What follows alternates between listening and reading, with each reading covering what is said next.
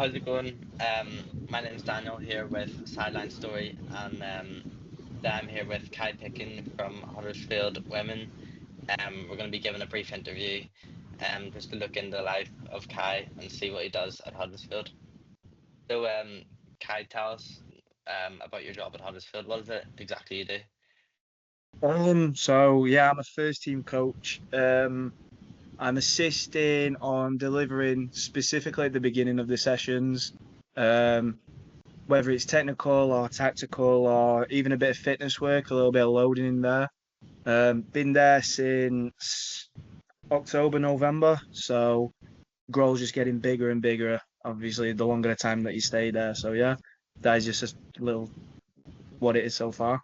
Yeah. How did you get into Huddersfield? Like, was there any jobs you had before that? So I've done the UCFB teams. I did the UCFB fourth team for a year and 6 months. And then I also, over the 2 summers, worked out in America for 3 and 4 months, working with like Division One athletes and athletes going into college. So yeah, that's just a little bit brief of my coaching so far. Yeah, so did you find like the experiences with UCFB and America really gave you kind of a platform to build on when it came to working with Huddersfield? UCFB not so as much, just because I was working with a men's team for the year, for the 2 seasons. But then in America, especially in the second year, we're working a lot more with women's high schools.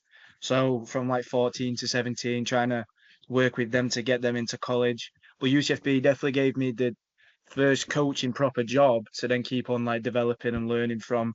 That then led me to go into Huddersfield eventually. Like, would you say there's a difference between men's and women's football in terms of how you have to coach differently? Yeah, there's a massive difference. I mean, certain things you can't obviously go as far into like detail. You can't maybe say certain things that you would in different games, but I think that's in all facets and all different sports. Um, but then on the flip side, women in the women's game, they are way better listeners than boys. They'll take more information better. They will run with the sessions a lot better. So it's very different, but also very similar. And I think people will just say that's different when it's actually there's more similarities than what you expect. Did um did you always know you wanted to work in football? Never wanted to work in football until my first session at UCFB, where I just came for the uni life really, and then I delivered a session, and then I just fell in love with it afterwards. And then we had a guest speaker, I think in the last semester of the first year, and it kind of like opened my eyes to be like, I don't want to work a 9 till 5 job in a factory. I don't want to be working with heavy machinery all my life. I want a job in football, something that you actually enjoy doing because you'd rather enjoy something than be miserable 24/7 doing a 9 to 5. Yeah, definitely. Ollie, is there any questions for Kai? So, because you went to UCFB, did you always know that it was the right decision for you to go into this career? Absolutely not. I mean, I literally picked UCFB to begin with just because of the region in Manchester, and I wasn't probably smart enough to go to UOM or even MMU. Um, but then, to be fair, my cohort of people that was on my course were the best people you'll probably ever meet, and that's probably the reason why I actually got into coaching.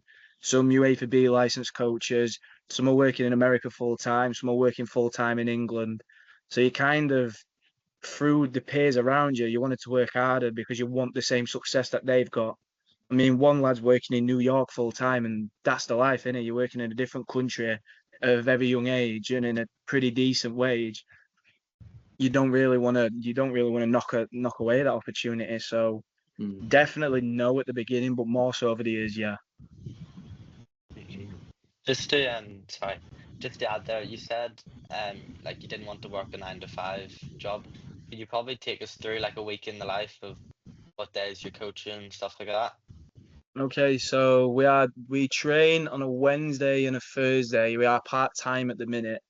Um, So we train for 2 hours, 4 hours in total. So over 2 days, on a Wednesday, on a Thursday, and we have a game day on a Sunday. But doesn't really stop there. There's a lot that goes on. So you've got maybe analysis, you're breaking down games for the opponent on Sunday, you're making sessions to fit the criteria for the Wednesday and the Thursday. So even though you might look at it and it's only 8 hours during a week, sometimes it can go all the way to 20. But it's a very good base to be at because you're getting everything. Like I got there, never thought I was going to do fitness, and I'm doing fitness sessions. Never thought I was going to be an analysis. Got to sometimes analyze games and sessions, so you're getting everything really. Is there an area that you've recently started doing that you think is just easily your favourite to do with the Huddersfield Women's? I'm starting to get to like to doing some analysis. Like I've never really been a fan of it. I've always found it quite boring at times, but when you've actually got something to work towards because you've got victories matter, it kind of actually gives you an added bonus if something that you'd see actually then correlates into a game and you either gain success from it or you don't gain some success from it and you've got to learn.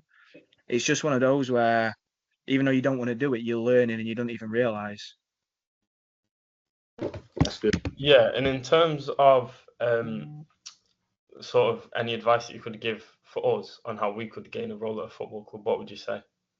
Networking, I got it through a lot of my course. You've got to really pick your groups, I think, at UCFB, because I think we had a big group of 25, but maybe some of them didn't really care about coaching. And there was actually a very small group that did. So I think you have to really pick the people that you're around and you have to keep on learning and keep on going at it. Otherwise, if you pick someone who, let's say, doesn't want to aspire to be a coach, but they're just there for the degree or the lifestyle, when you get out of your degree and you want to get a job somewhere, are they really going to be able to give you that opportunity? So you need to have people who's around you who look, I've got this session Friday. Will you come down for 2 hours and do it like I had a couple of weeks ago? So I think you have to really be careful with networking and picking people who you actually can gain opportunities from. And yeah, that'd be my one, especially with the Huddersfield, because I got it through a lad on my course who we got along well for 3 years and now we're working together. So yeah. Yeah, so would you say that UCFB's sort of been your biggest benefit towards getting the job that you've got now? That's been sort of the stepping stone towards it. Oh yeah, massively. I mean, through UCFB, I went to America because of it, something I never thought I was gonna do. Through UCFB, I've got a job now, which I never thought I would ever been at. I'm getting work in different places that I never thought I would have been at. But as well, if I didn't go to UCFB, I would have probably tried to pursue a different career than football, and I would have probably nowhere been as happy as I am right now. So I think UCFB has helped me, and the people around me has helped me massively.